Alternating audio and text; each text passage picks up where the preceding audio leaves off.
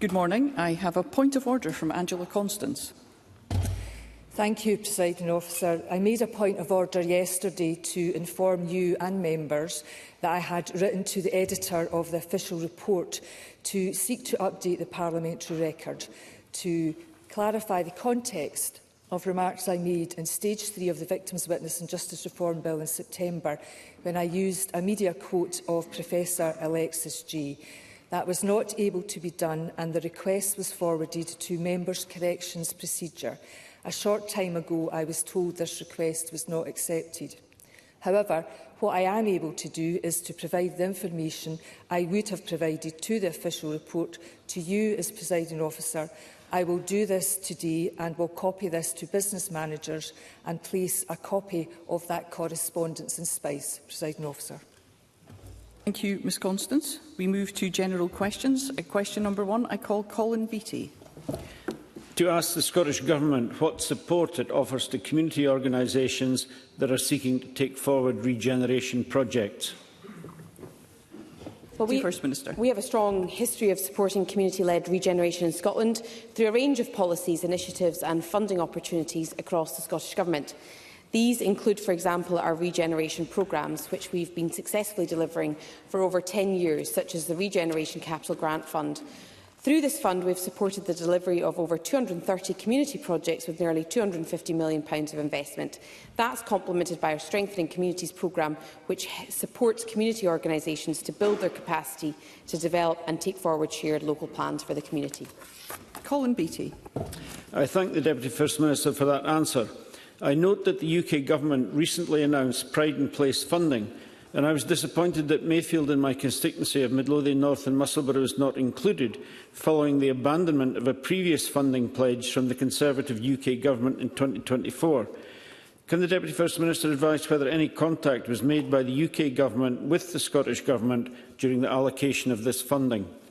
Deputy First Minister. Well, I am conscious that Welsh Labour politicians are also raising legitimate concerns about the UK Government's approach to devolution, describing the decision to impose policy on Wales as ranging from deeply insensitive, that's a quote, to a constitutional outrage, also a quote.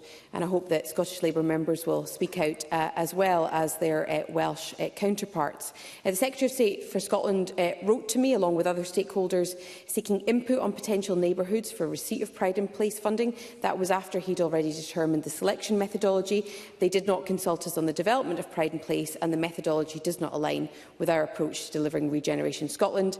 And so, to be clear, the UK Government made the decision on which places will receive Pride in Place funding, and the Scottish Government was not involved. Paul Sweeney. Thank you, Presiding Officer.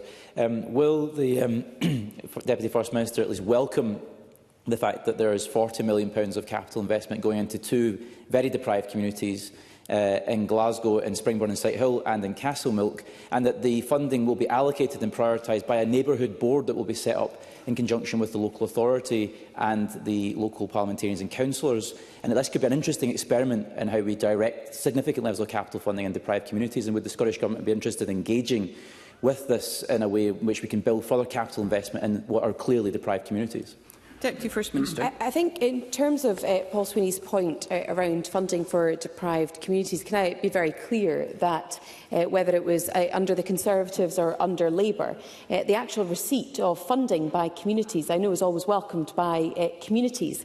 The challenge that we have is around both the methodology for determining that, because I imagine there'll be other deprived communities that were looking forward to some funding and will be confused as to why some communities were chosen over other communities, and secondly, the transparency of that methodology, I think, is also vitally important. If we are to ensure that every penny is well spent, then it would benefit from being aligned with other money that is being spent.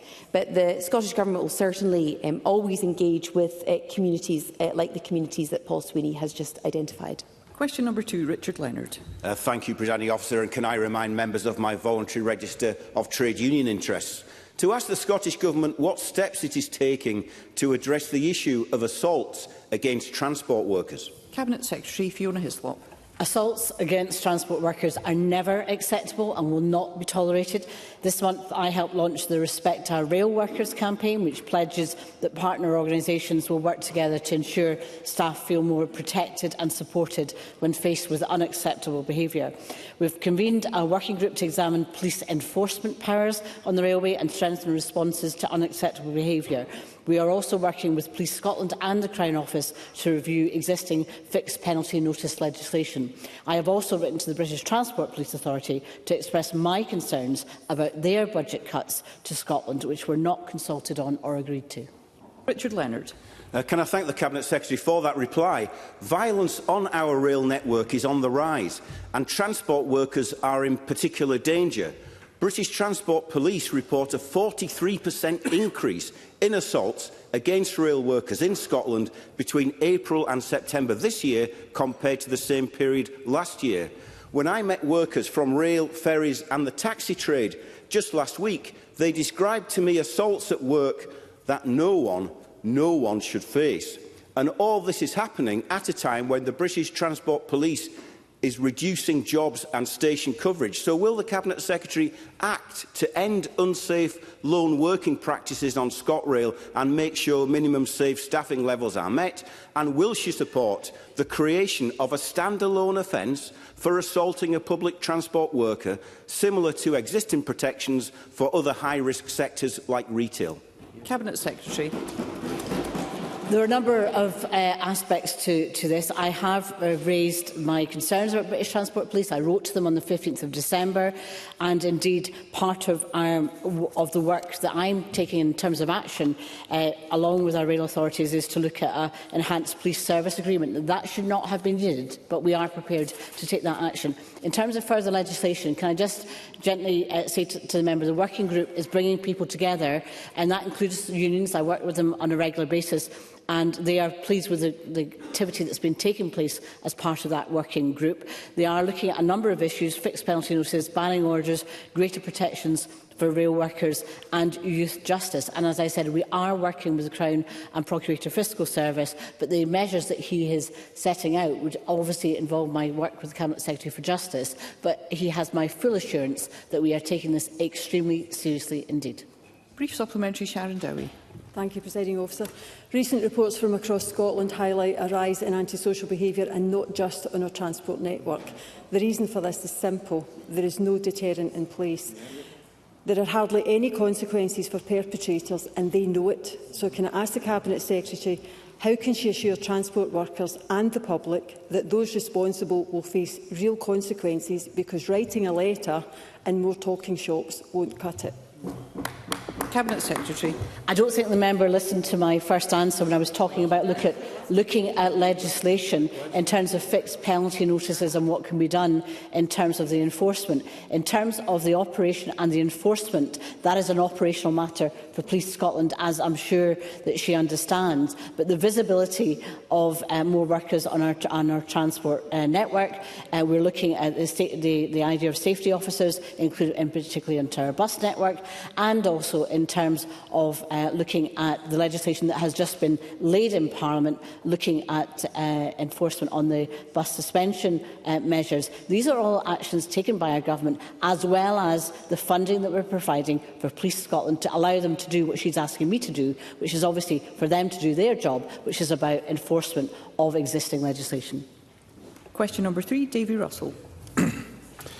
To ask the Scottish Government whether it will commit to further support for the programme of Scotland's childminding future beyond its current 3-year cycle in order to grow the number of childminders across Scotland. Minister Natalie Doninus. Childminding is a welcome, valued and important part of the childcare offer for children and families in Scotland, and I am keen to enable more people to become and to stay as childminders. And we are providing £1.6 million funding to the Scottish Childminding Association this year to help improve the recruitment and retention of childminders. The Association's current programme is expected to run until 2027 and has expanded across Scotland, with 30 local authorities now involved, including South Lanarkshire. Davy Russell. I thank the Minister for that answer. The announced £1 million funding last year was designed to improve the recruitment and retention of childminders, to increase the childminding workforce by 1,000. However, the most recent statistics show that the number of childminders actually fell from 3,225 in 2023 to 3,040 by the end of last year. Does the Scottish Government still agree with its 2023 programme for government that childminders are essential to the childcare ecosystem? And if so, is it prepared to better the token gestures that it has so far come up with? Minister. I think this is a really positive programme, and what I would say is the decline in the childminding workforce is a long-term trend which is sadly mirrored across the entire of the UK. Now, what I would say is the programme has been active for 18 months and it can take 6 to 9 months for prospective new childminders to complete induction, but recruitment is only part of the solution, and there's over 200 childminders who have already participated in innovative pilots exploring different ways to better support existing childminders. So we're still relatively early days, but we have invested the funding and we are committed to our childminding workforce. Brief supplementary, Audrey Nicholl. Thank you. Recent statistics on the uptake of ELC-funded hours are demonstrative of this SNP government's investment into supporting children and families.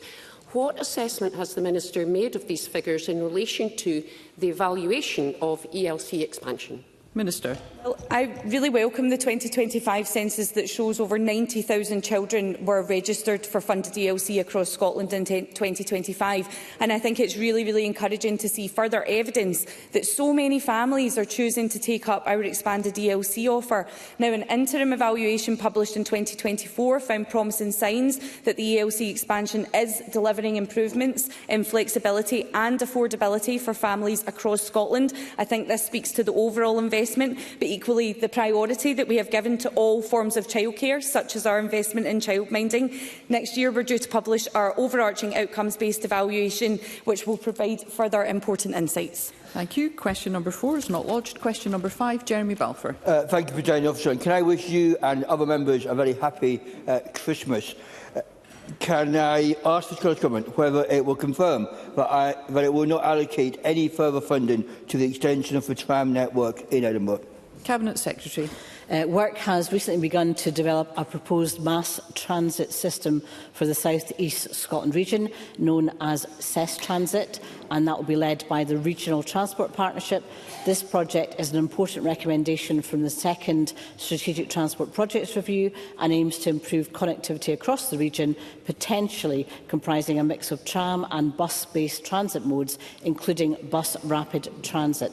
The Scottish Government has no plans to fund a standalone extension of Edinburgh's tram network, which is a separate project being promoted by the City of Edinburgh Council. Jeremy Balfour. Can I thank the Cabinet Secretary for her answer, particularly the end part? Would the Cabinet Secretary agree with me that any extension of the Edinburgh tram would be a vanity project by Edinburgh City Council, and the Council would be far better spending its money fixing potholes and mending the pavements which are so badly maintained? Cabinet Secretary. I'm not going to comment on Edinburgh City Council's running of their own transport system. That's for them, and they are held to account by councillors at Edinburgh City Council and the public. I do want to emphasise that the second Strategic Transport Project Review is quite specific about the needs of a cross-region mass transit system, and that's what we're anticipating will be developed. I would point out, however, in relation to trams, 11,000 responses were submitted during the consultation period. It closed on the 17th of November, and that consultation will inform the development of a strategic business case for the expansion of the tram network, which will be presented to the Edinburgh City Council's Transport Environment Committee in 2026, and that's the appropriate course. Question number 6, Martin Whitfield. Presiding Officer, now draw attention to my declaration of interest as a former teacher to ask the Scottish Government, in the light of an increase of 63 full-time equivalent teachers in 2025 compared with the previous year, how it will fulfil its commitment to recruit 3,500 new teachers before the end of the current parliamentary session. Cabinet Secretary Jenny Gilruth. Presiding Officer, the Scottish Government has been clear that teacher numbers not only support the profession but also lead to improved outcomes for pupils.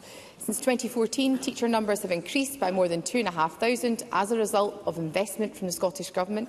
We provided extra funding in last year's budget, which uplifted the ring-fence funding for teacher numbers to £186.5 million.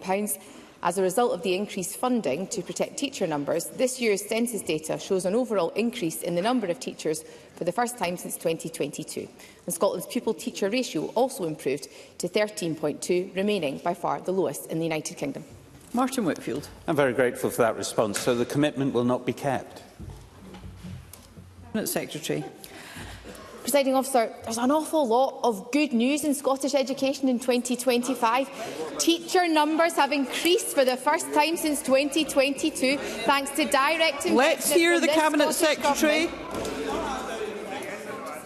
Well, teacher numbers have increased for the first time since 2022, thanks to investment from this government and, of course, through the budget, which I remember that Scottish Labour were unable to bring themselves to vote for.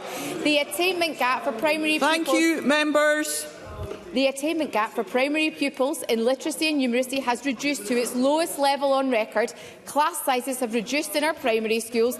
Attendance is improving. Nearly all 3- and 4-year-olds are in receipt of the 1140 hours of funded early learning and childcare. That's saving families up to £6,000 a year.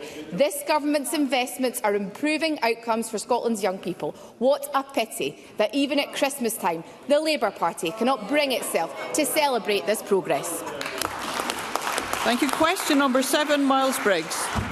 To ask the Scottish Government what assessment it has made of the Scottish Fire and Rescue Service's public consultation on the proposed closure of Marianville Fire Station in Edinburgh. Minister Siobhan Brown. Thank you, Presiding Officer. The Scottish Fire Rescue Service completed a public consultation on its service delivery review, and an analysis of responses is currently being conducted. I think it's really important to stress this analysis is independent of both the Scottish Government and the SFRS, and will inform the final decisions to be taken by the SFRS board in 2026. The purpose of the review is to better align resources to current risks, and SFRS plans to redeploy resources freed up by any changes that they make to provide a greater resource to its prevention and protection function, and to boost training provision to ensure firefighters remain fully ready and competent to keep communities safe from the changing risks that they need to respond to, and to invest in fire stations which need it the most. Miles Briggs. I thank the Minister for that answer, but I would put on record there is overwhelming public and cross-party opposition to this fire station being closed. The Scottish Fire and Rescue Service have acknowledged that this closure will lead to slower response times, an extra 4 to 6 minutes for residents in the north-east of the city. Can I ask the Minister, once that reports, if she would agree to meet with a cross-party delegation and local residents as well to understand the real concern there is across Edinburgh at the closure of this fire station, and for government to understand that and also to take on board this public feeling? Minister. Thank you. The emergencies that SFRS responds to have changed significantly over the years. For example, dwelling fires have reduced for over 20% since 2013. The SFRS Chief Officer would not make changes to operations that would put the public at an unacceptable level of risk. SFRS are the experts, not us as politicians, and we should allow them to take decisions on how the service should best be configured. Thank you. Question number 8, Alec Rowley. Presiding Officer, to ask the Scottish Government, in light of the ongoing reduction to both provision and facilities at the Elmwood campus of Scotland's Rural College in Cooper, what its position is on the future of the college's base in the North East Fife constituency. Minister Ben McPherson. SRUC's Elmwood campus continues to provide an important role in delivering further and higher education in Cooper. While SRUC is an autonomous institution with responsibility for its own decisions in relation to provision and facilities at Elmwood, I would expect SRUC to take into account the needs of students, staff and the wider community. In line with its statutory responsibilities, the Scottish Funding Council will continue to offer appropriate support to further and higher education institutions, including SRUC, as they develop their own plans. Alec Crowley. Presiding Officer, since the Rural College took over the Elmwood campus, courses and facilities have been gutted. People in the area, there has been a college in North East Fife since 1953. Will the Minister agree to meet with the local groups that have formed together, because they are so concerned that they believe there is no future if the rural college is allowed to continue to strip its assets and reduce the number of courses that are available? Will he meet with the local group? Minister. I would be happy to engage with the member and look to take up that correspondence if he can help facilitate that. I did have a good meeting in recent weeks with SRUC as well. I am aware that SRUC's decision earlier this year to close its main building at Elmwood due to concerns about structural deterioration and long-term financial viability have raised questions. However, SRUC provides an important role for further and higher education students in Cooper. We're very aware of that. Therefore, it is welcome that it has stated its commitment to retaining a presence in Elmwood and that there are no plans for closure of the campus. And SRUC have also advised that its animal care provision will remain on offer at its other campuses, while horticulture and gamekeeping provision will remain on offer at Elmwood.